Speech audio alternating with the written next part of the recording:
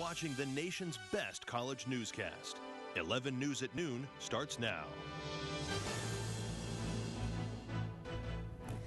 McNeil mistress. Gypsy Willis just finished testifying in court what she revealed about her communication with Martin McNeil during their affair. Mall makeover. Orem City officials are hoping to give the University Mall a new look. Hear what changes might be happening and how they could affect your shopping experience. And Halloween safety, what you can do to make sure your kids are safe on the streets this year. I'm London Clausen. And I'm Matt Rascone. Welcome to 11 News at Noon. The Martin McNeil case continues in court today, and the motive for murder is still unknown. Prosecutors focused on a piece of evidence that shows that McNeil's relationship wasn't just a casual affair. That's an important point for the prosecution, who says that Martin McNeil killed his wife, Michelle, back in 2007 to get her out of the way so he could be with his mistress, Gypsy Willis. The document on the table is an application for an ID card at the military center where McNeil worked. He applied for this card to give Willis access to the center as his supposed wife. The prosecutor asked about the date recorded on the application. Marriage date is listed as April 14th. Of what year? 2007. What is the significance of April 14th of 2007? That is the day of the funeral. Prosecutors also questioned the large number of texts McNeil and Willis exchanged before, during, and after the death and funeral of Michelle McNeil. But Willis says she knew nothing about the death, saying she's just a big texter. And in a similar case, a man who says he loved his wife is in court after police charged him with murdering her. Police say in 2012, Conrad Truman shot his wife in their home to collect her life insurance. Family members say Truman loved his wife and wore his wedding ring until the day police arrested him. Truman will face Judge Samuel McVeigh in December on charges of murder and obstruction of justice. People in Orem now have the chance to vote on whether the city council will raise property taxes. 11 News reporter John Hammond tells us there might be more than meets the eye on the ballot. Two words, municipal operations, have a much larger meaning to a proposed property tax increase. A group of people from Orem challenged the ballot wording, saying it should explain that the tax raise would pay off Utopia's debts. So when people go to the polls and they see the issue about property tax, it's actually 90% going to Utopia. The Utah Supreme Court turned down the change on the ballot. Burr says it's misleading, and if elected, he would even sell Utopia at a loss. Orem City Council says the problem with pulling the plug on Utopia means you'll be leaving people in the dark when it comes to internet connection. Orem Council member Mark Seastrand says to be profitable, Utopia needs to build a big enough customer base to pay off its debts. So far, subscribers haven't covered the cost of the initial bond. It's more expensive to pull the plug. It's contingent on you're not only shutting down thousands of customers and thousands of businesses or hundreds of businesses, you're also shutting down a number of service providers that have built a business model on it. Seastrand says the tax doesn't just help Utopia, but also gives needed funding to the police department, provide books for the city library, and even to help mow the lawns and parks. In Orem, John Hammond, 11 News. Property taxes would increase by $50 per household if the measure passes. The Orem City Center is open for early voting this week from 1 to 5 p.m. Utah representatives are in D.C. today urging Congress to focus on improving the state's economy through immigration reform. Similar groups from around the country are doing the same thing in a push they're calling immigration reform for our economy, faith, and security. The 11-person group representing Utah plans to focus on job creation and economic stability. Suicide is becoming an increasingly widespread problem among Utah teens, but one Utah senator is working to change that. Republican Daniel Thatcher of West Valley City wants to start a hotline for concerned loved ones of suicidal teens. Thatcher says he wants friends and family of at-risk youth to know there's help for them too. The proposal could go to the Utah Senate early next year. The Salt Lake Board of Realtors say rising home prices means Utah's real estate market is stabilizing. Utah realtors say that the new home construction is a sign that the real estate pendulum is finding its balance. The numbers are climbing slower than they did during summer months, but data shows last quarter's home prices rose a steep 17% compared to the numbers last year. Developers are planning an extreme makeover mall edition for University. 11 News reporter Cameron Collins tells us how they are trying to make it the center of Utah Valley. Officials announced this project in September, but Orem City still has to approve it. If everything goes forward, shoppers will barely recognize the finished product. A central park, a new business district, and even a hotel could be coming soon to University Mall. The Woodbury Corporation that owns the mall held a meeting recently to present the plans to the Orem community. Officials say they want to change part of the 67 acres of current parking lot to something more useful. The plans include new condos and apartments, as well as a business district to keep businesses from moving out of the city. We are just really excited to bring something that not only Orem has never seen, but the state of Utah. In the next couple of months, developers will work with the City Council to approve the plans. The first part of this project could begin early next year and includes tearing down the old Mervyn's building. When Phase 1 is completed, instead of a parking lot full of cars behind the mall, there will be a park with a large stage for concerts and other arts events. Some people at the meeting were worried about how these changes would affect surrounding areas. Myself, along with most of the neighbors, we're always concerned of excess traffic. We've seen 8th East and 8th South increase. Orem officials say the key to moving forward is the Woodbury Corporation listening to the concerns of neighbors. They say the project will be a success if the corporation doesn't do just what's good for them, but what's best for the whole city. Other plans include a new road connecting State Street and 8th East, along with walkways to encourage more pedestrian traffic. During the winter, mall officials even mentioned bringing in things like an ice rink that people can use. Matt in London. Thanks, Cameron. Yeah, wow, I'm excited for that new mall. Yeah, a lot of changes. More shopping. When 11 News at Noon returns, driving after dark with Halloween just around the corner. We've got some tips on what you can do to have a safe night. In singer scandal, pop singer Chris Brown is in trouble with the law again. What he did this time and how it could have. Well, it's that time of the year again. Spooky decorations, free candy, and scary costumes. It's also time for children to go trick-or-treating, and that means keeping them safe on the street. 11 News reporter Aya Khatib tells us how kids can be safe as they go door-to-door in the dark.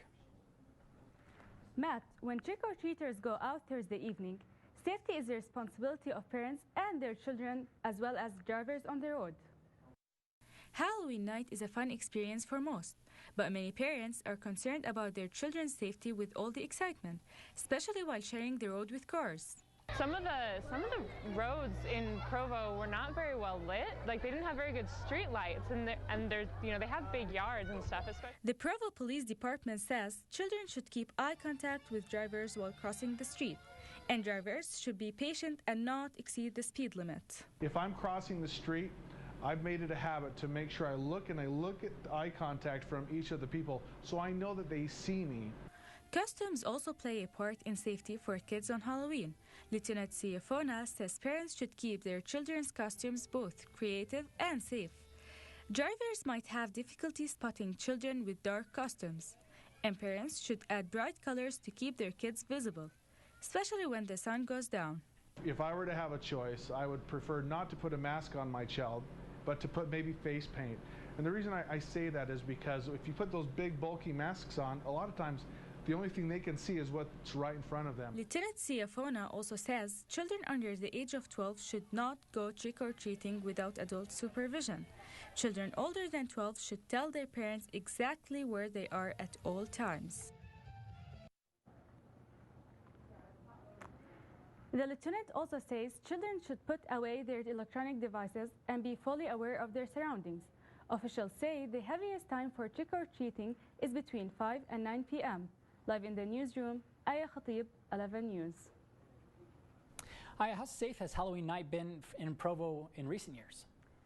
The lieutenant told me that Provo Police Department hasn't received any reports on Halloween accidents recently, but they hope parents will still take extra precautions to protect their children from danger. Thanks, Aya.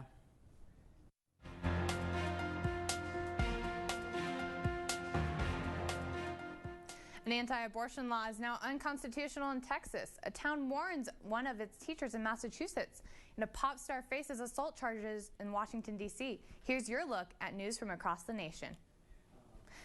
Texas is appealing the ruling that a law restricting abortions is unconstitutional, but abortion clinics around the state are still getting ready to go to work after a judge ruled in favor of the clinics yesterday. Abortion rights advocates say the ruling is a victory for the women's health, but the state attorney general says the law is in place to protect women. People gathered to honor the life of a Massachusetts teacher found dead in the woods. Many mourners came wearing pink to show support for the family. Police escorted Colleen Ritzer's hearse to the church, and her fellow teachers lined the sidewalk as she was carried outside. Ritzer's family is starting a scholarship fund for students who want to pursue teaching careers.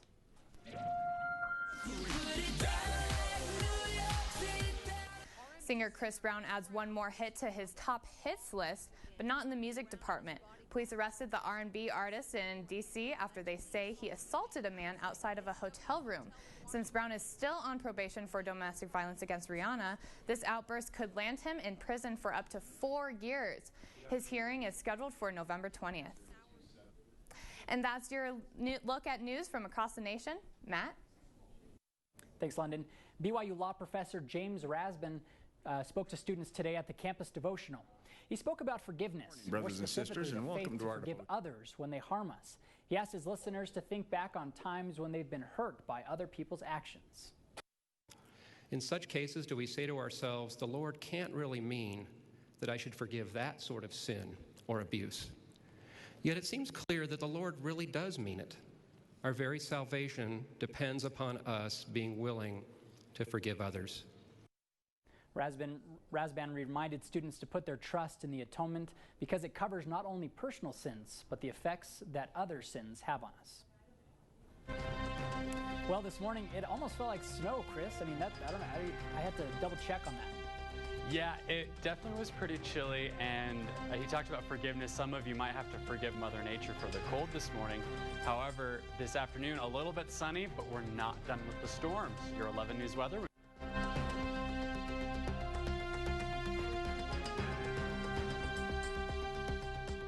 All right, so again, it was a very cold morning. The mountains definitely got some snow, but if you take a look outside, and this is looking towards the south and east of BYU's campus, sunny, really nice actually. So go ahead and enjoy the sunshine because it's not going to last. If you actually take a look out towards your west, we've got a couple of clouds coming in because the second wave of that storm is coming.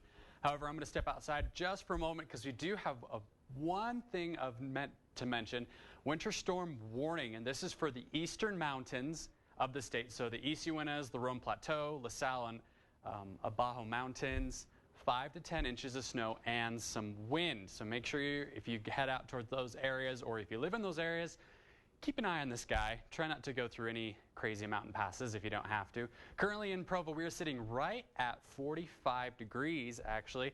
Humidity at 60%, so pretty humid, and that's a lot of that just from the moisture. And again, winds 5 miles an hour. However, those are variable, especially as you head out towards the lake, a little bit windier. Tonight, we're going to see a rain-snow mix. Rain for here, at least in Provo, but then if you head out towards the benches even actually, not even just the mountain, the benches, you could see a little bit of snow, and temperature of about 35 degrees.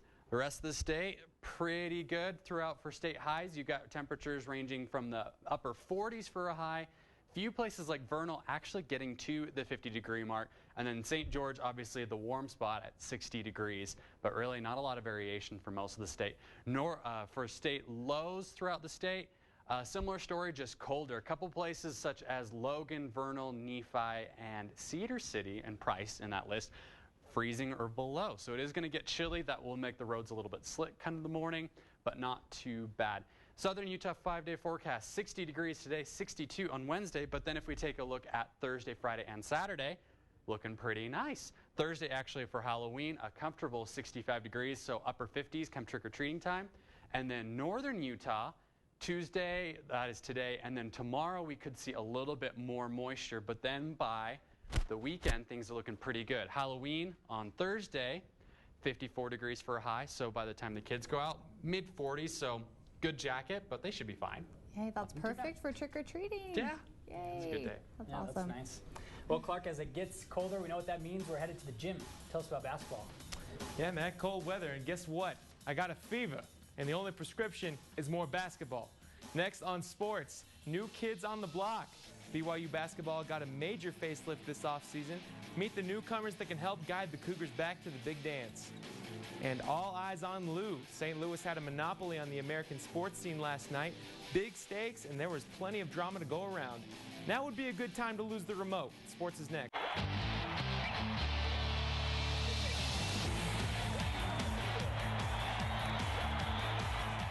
It just wouldn't be a sports segment if we didn't tell you about Kyle Van Noy's new accolades. That's right, there's more. Van Noy is a semifinalist for the Dick Butkus Award and the Chuck Bednarik Award. The Butkus is awarded to the nation's best linebacker, while the Bednarik recognizes the top defensive standout. The senior recorded 2 tackles, a pass breakup, and recovered a key fumble in Friday's win over Boise State. Brandon Davies, Craig Cusick, and Brock Zylstra are gone from BYU basketball, and there are no seniors to take their place. 11 Sports reporter Mary Blanchard went to the Marriott Center to meet this year's team. Mary, who's going to step up? Clark, there's a lot of new faces and names to learn on this year's squad, but that doesn't mean all is lost. The team says they're confident that the new guys can fill the void. Now introducing Frank Bartley IV, Luke Worthington, and Eric Mika. 3 freshmen whose names you're going to want to know this basketball season. And let's not forget to mention transfer Skylar Halford. BYU's basketball team has more young, new faces than it does old. But junior captain Ty Hawes says this isn't a bad thing. This team, everyone's viewed on the same level, and everyone's hungry to win. Coach Dave Rose is used to coaching freshmen, but has never coached a team without senior leadership before. He says that while the team may be lacking a little bit in experience, they have a lot of fun together and definitely aren't lacking in heart. They were really excited today in shoot-around to play. Well, there's no question in the 9 years I've been here that was the most energetic and kind of just emotional shoot-around today. As far as which of the new guys will see the most playing time this season, freshmen Eric Mika and Frank Bartley IV lit up Boom Shakalaka's dunk contest and played 20 minutes apiece against Colorado College. Slick transfer Skylar Halford saw about the same amount of time, and Luke Worthington logged 15 minutes of his own.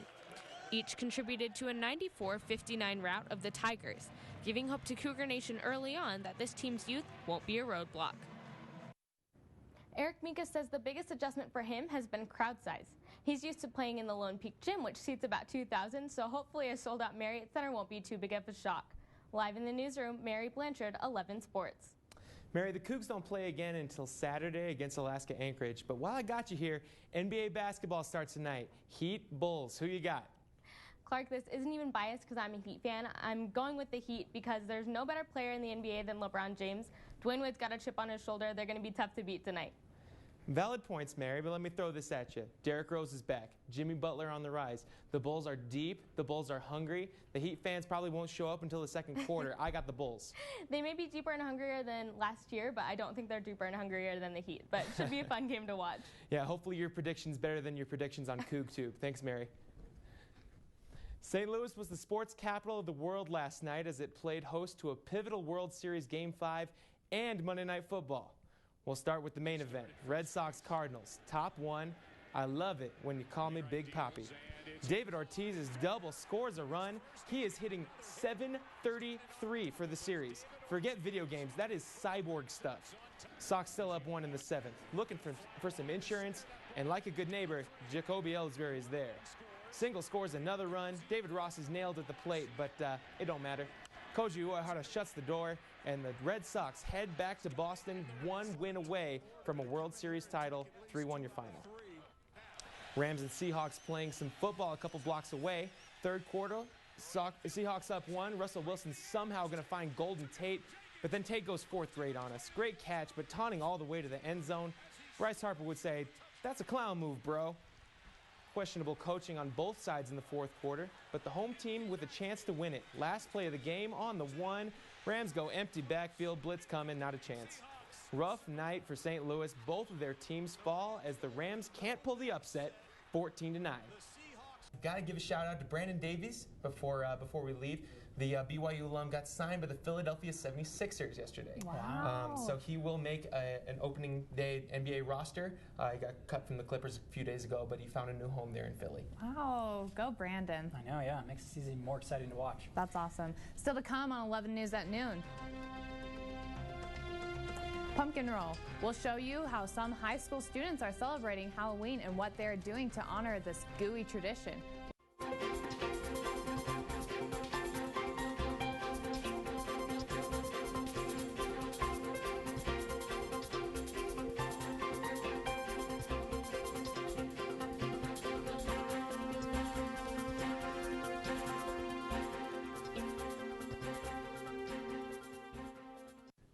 Trick-or-treating? High school students in Chagrin Falls, Ohio have something much more smashing to look forward to when Halloween rolls around, literally. Every Halloween since 1969, the town holds their annual Chagrin Falls Pumpkin Roll, where people toss thousands of pumpkins down a wide road. The splattered street attracts local teens who use the slime to slide all the way to the bottom. Wow, well, that's one thing to do with your old pumpkin. That looks awesome. It does look. I want to do it right now. Such a good idea. Maybe that's a good Halloween activity. Yeah. Okay. Maybe we'll do Halloween. Well, a lot of times it turns into, a lot of just teenagers messing up with the pumpkins anyway. So. Yeah, that's true. That's 11 News at noon for Tuesday, October 29th. You can join us anytime on our website, 11news.byu.edu. Thanks for watching. Have a great afternoon.